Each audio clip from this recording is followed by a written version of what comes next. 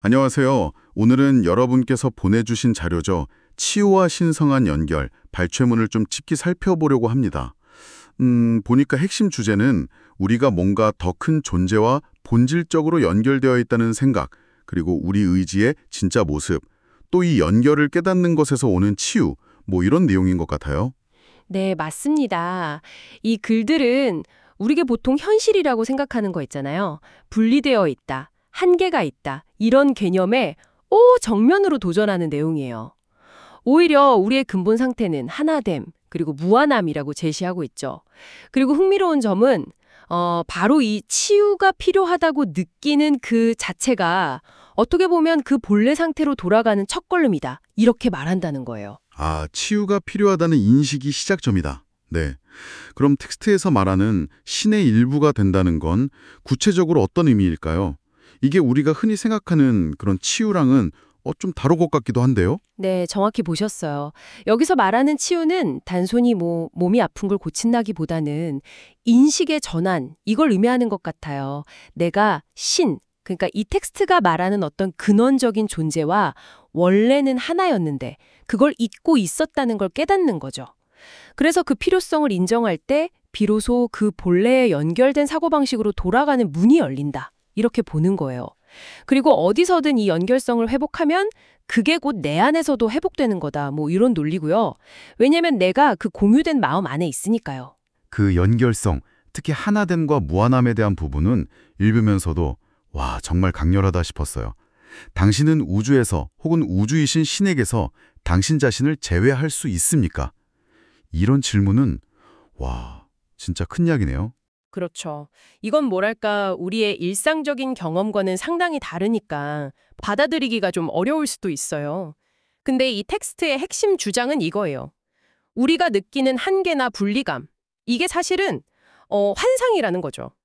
만약에 신이 무한하고 우리가 그 일부라면 논리적으로 우리가 분리되거나 제한될 수는 없다는 거예요. 아, 논리적으로는 그렇군요. 네, 그래서 무한함은 당신 없이는 의미가 없고 당신은 신 없이는 의미가 없다는 구절이 바로 이 점을 딱 짚어주는 거죠. 우리가 스스로 분리되어 있다고 느끼는 그 감정 자체가 어쩌면 이 환상에 뿌리를 두고 있는 거다, 이렇게 보는 거고요. 그 환상에서 벗어나는 길과 관련해서인지 주기, 또 창조, 그리고 의지에 대한 이야기도 계속 나오더라고요. 당신은 그것을 줌으로써만 간직할 수 있다. 라거나 사랑은 제한하지 않는다. 이런 말들이요. 이게 우리의 의지랑은 어떻게 연결이 될까요? 아, 여기가 또 아주 흥미로운 지점인데요. 우리의 진짜 기능, 그러니까 본성이 바로 창조라는 거예요. 신성을 반영하는 행위인 거죠. 그리고 이 창조는 제한 없이 주는 것을 통해서 이루어진다고 말해요. 이게 바로 신의 의지이면서 동시에 우리의 진정한 의지이고 또 기쁨으로 이어진다는 거죠. 주는 것이 우리의 진정한 의지다. 네, 핵심은 이거예요. 우리는 보통 뭔가를 자꾸 받아서 채워야 한다고 생각하잖아요. 근데 이 텍스트는 반대로 말해요. 우리는 본질적으로 흘려보내고 확장하는 존재라는 거죠. 아, 그렇군요. 그러니까 주는 것이 곧 받는 것이라는 약간 역설적인 진리가 여기에 담겨 있네요. 맞아요. 그런 맥락으로 이해할 수 있죠. 그런데 또 보면 우리가 자기 의지를 잘 모른다고 해요.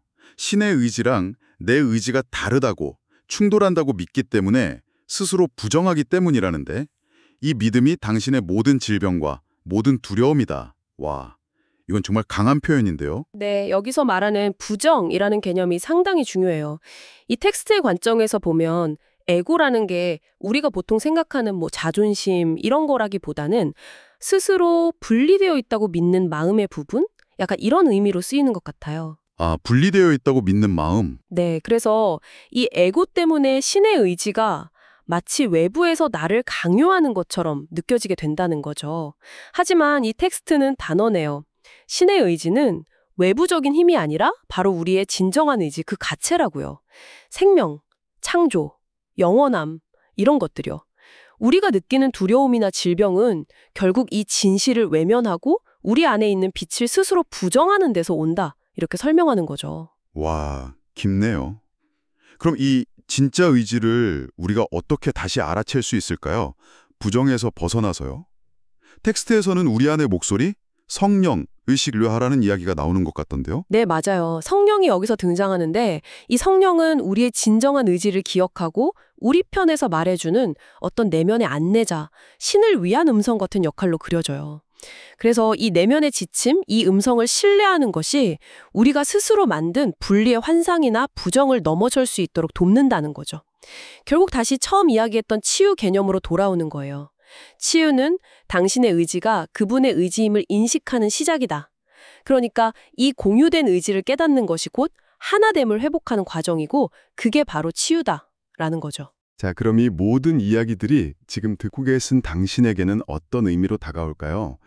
이 발췌문들은 우리가 너무나 당연하게 여기는 분리감, 한계, 또 두려움에 대해서 근본적으로 다시 한번 생각해보게 만드는 것 같아요.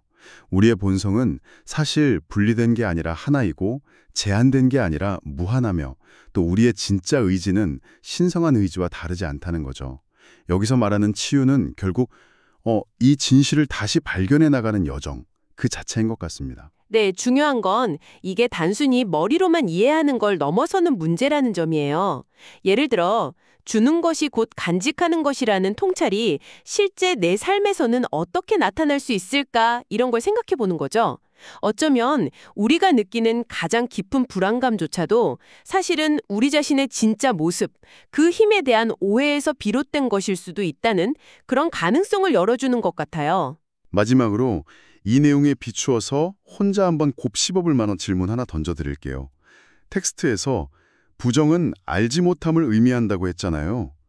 혹시 당신은 나는 이건 할 수 없어 라거나 나는 이게 부족해 와 같이 어떤 한계나 두려움에 뿌리를 둔 믿음 때문에 자기 자신이나 자신의 진정한 가능성에 대해서 무엇을 알지 못하기로 스스로 선택하고 있는 건 아닐까요?